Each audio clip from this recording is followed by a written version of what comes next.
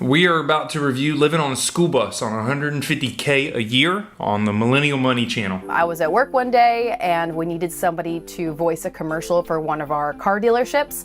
And as a joke, I read it, and shockingly, everyone was like, that was kind of good. So I can already tell this person's a lot of fun to work with. Just their energy and their presence. You'll probably find a disinterest, but yet an acute ability to write stories. Some point in middle school or high school that led them to where they're at now. The school bus is very utilitarian, so it's got a unique look, so it catches eyes, because most of these vehicles are supposed to be yellow, and we call them, oh look, the big cheese. I can also see that there's a friend that's a boy, maybe a man friend or a boyfriend, a retro geo tracker of some sort that's also very utilitarian. Or, we're in the bus and we stop somewhere really cool and we want to go explore for a few days, and that's when I shut off my work and I let my clients know that I won't be available. Right away, when I see a title like this, I'm already hesitant, because I'm thinking, who else has a skill set that's worth six figures in America? Because in my mind, it goes back to training. You don't come out of the womb born day ready to speak on audio channels. No. It's trained. In order to make the finances work, you must bring a skill set there. One of the things that's really great about this type of lifestyle is what she just said. I get to check out for a couple of days, or I get to turn off all my clients and communication, and they'll know I'll be back in a couple of days. That's the reason people love this type of work. My name's Alice Everdeen. I'm 31 years old. I'm a voiceover artist, and I travel full-time in my bus.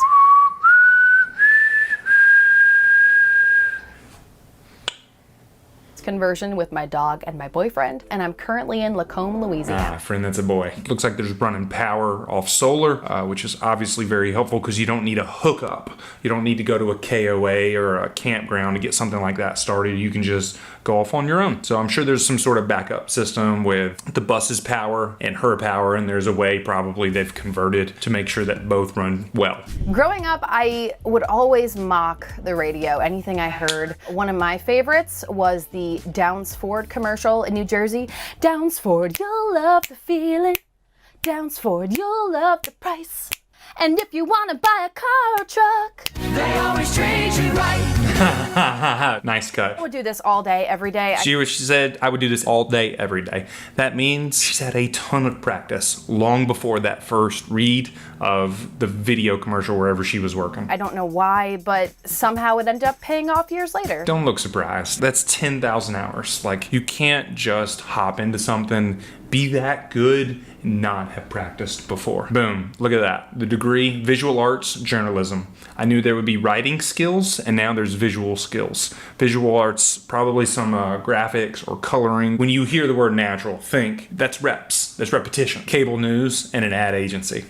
On air, producing content. Voiceovers, I was just doing it for the advertising agency I worked at. And I probably voiced about maybe 10 of them or so for this one car dealership nearby. That was my only real experience in that realm. Fiverr, she's got over 1,000 reviews of 5 stars. She was a member since 2020. So that means right now she's only been on it for 2 years. She's got a decent headshot in there. Easy to read, American female voiceover, broadcast quality, 4-hour delivery. My first month on Fiverr, I made over $1,000. Lead entry, that's a great title, and she brought the skill set to it. I'm not super surprised she made $1,000. I would say about 3 months in, I was really considering trying to do it full-time because I started to match my full-time salary. And within, I believe, 4 or 5 months, I was able to quit my full-time job. All right, 4 or 5 months, able to quit her full-time job. Notice a scaling up effect. So Fiverr, she started in 2020, $1,000 a month. 5 months in, she replaced her full-time income. Average worker in an ad agency in Austin, Texas. She was probably making somewhere between $45,000 and $65,000, maybe $75K with a bonus. You can kind of do the math from there and kind of decide, okay, how much was she actually making? How much did she make on Fiverr? The box is perfect. Meaning it's got voice dampening material, it's made of solid construction, it's simple, it's got an audio outlet. In 2021, that means that was probably year 2. So revenue is not profit. So while she may be bringing in $150K, last year's after business expenses made about $92,000. So she's probably got $50K in expenses, right? You got the bus upkeep, you can turn that into a business. She's got other equipment costs. At the moment, I'm completing about 150 jobs a month. It's been about 2.5 years and I've completed, I believe, just under 3,000 jobs. You got busy really quickly. I mostly do commercial, TV, and radio spots. I also do a lot of... All right, you see that? She stepped into the box. That way the audio is phenomenal quality. Thanks for calling Stanfield Veterinary Services. For sales, press 1. Sounds familiar. Got a new front end with a blacked out crew. Looks super sharp. New grill. Looks like it's got some sort of door contraption on the back side. Maybe a shower. There's some water underneath. Custom door with a little bit better locks. So I'm sure there's ways to cut everything off so you can't see inside. Got a Honda generator. Those things are extremely powerful and very quiet. So it looks like she's probably got a hookup. There was a Sky Zone shot earlier that you can tell it's just like she's maybe in like a working zone. She's got some propane in the back, got some emergency gas or that's probably gas. RVs typically have a set layout. They're also not as safe. Buses are made to keep, dozens of kids safe. Also, maintenance records are phenomenal for buses because they carry kids. You got to be super tight on that in terms of oil changes, brakes, tires, and general maintenance. Bought the bus for $7,300 in 2020. We took out all of the seats, we took out all of the windows. We stripped this thing down to nothing and built it from the ground level. Here's another good pano, so you could tell they're probably next to an electrical outlet. She's pulling power without having to do it herself. The natural rhythm, that guy was in jeans and a short sleeve using a grinder. He knows what he's doing.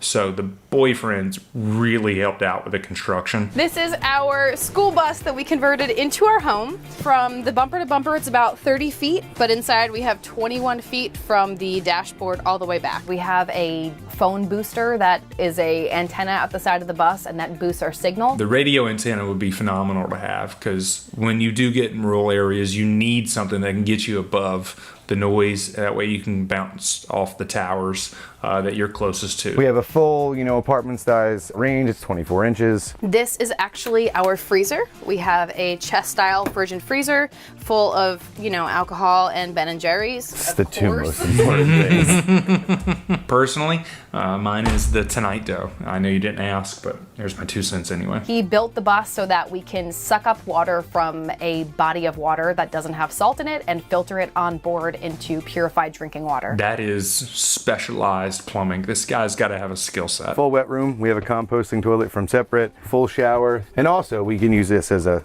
back door. Basically, we just want to have a really nice view when we poop. That's not actually a joke. Pooping with a view. My whole life, I kind of didn't have the best relationship with money, meaning I would spend all of it on travel and then I would pay down my credit cards and I would do it over and over and over again. She's got a Chase, Capital One, and a Discover. When I started making more money, I really realized that I needed to have a better grip on where my money was going. Our expenses are generally limited to car insurance, gas, pet insurance. So Alice, September 2022 spending is around 15 grand. Subscriptions I have for my work, cell phone bills, we have Verizon and T-Mobile, and that allows us to expand our coverage as much as possible to be able to pick up signal and have internet connections in more rural areas and across the country. I think that's super smart. Got to have 2 different plans. That way you can kind of access 2 different networks depending on where you're at. I would say we usually spend the most money on high quality food and going out to eat because we love to try awesome new restaurants. That's my wife's and I's main spend is we're okay spending a lot of money on food because we want healthy, perfect food for our body. Parking the bus can be difficult at times. Or a lot of people go the Cracker Barrel and Walmart route and they just kind of stay in the parking lot. Love Cracker Barrel. They have RV parking overnight and their expectation is that you go there for a meal, and luckily we love biscuits and gravy, so it works out for everybody. All right, she's got about $34,000 in debt from bus renovations. They put some money into the bus, and the bus looks good, and it's probably super duper comfortable. To make those payments, she's not actively saving money. That's that really thin margin I'm not a big fan of. I think I would have planned to wait just a pinch longer, then launch into the bus. 6 grand in student loan debt. It's currently paused. I imagine the interest rate is the worst. In the past, I've been really stressed out over credit card debt, and I've kind of come to realize that it is what it is. That means She's carrying a balance and paying interest. That is not somebody who's paying off all her credit card debt every single month. So her credit utilization score is in the poopa. I'm not really that impressed right now. All I can do is pay it down and call it a day. So each month I pay down as much as I can, and whatever rolls over, rolls over. We had a couple unexpected expenses. Primarily, we broke down about $1,200. Where you break down can really play a role in how much money you spend. Meaning you had to find a big rig within 150 miles who was not currently occupied that had to come get you. Over the next 5 to 10 years, our goals are to obviously pay off the debt from the bus build, but we're also hoping to buy property at some point. We'd love to have a couple spots across the country where we can go and hang out for a few weeks and maybe build something, or just a spot to visit. Just build something rolls off her tongue, knowing full well that's going to be the boyfriend, because she's a journalism, visual arts major.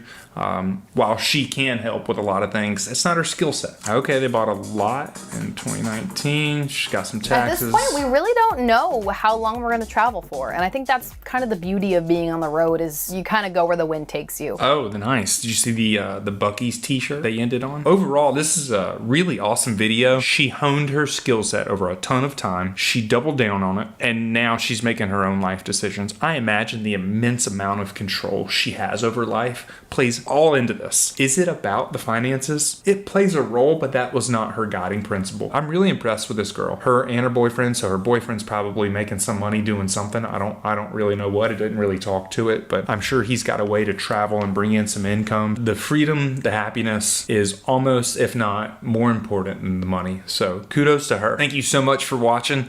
Be sure to comment below with the next video I need to react to, and be sure to like and subscribe for more content.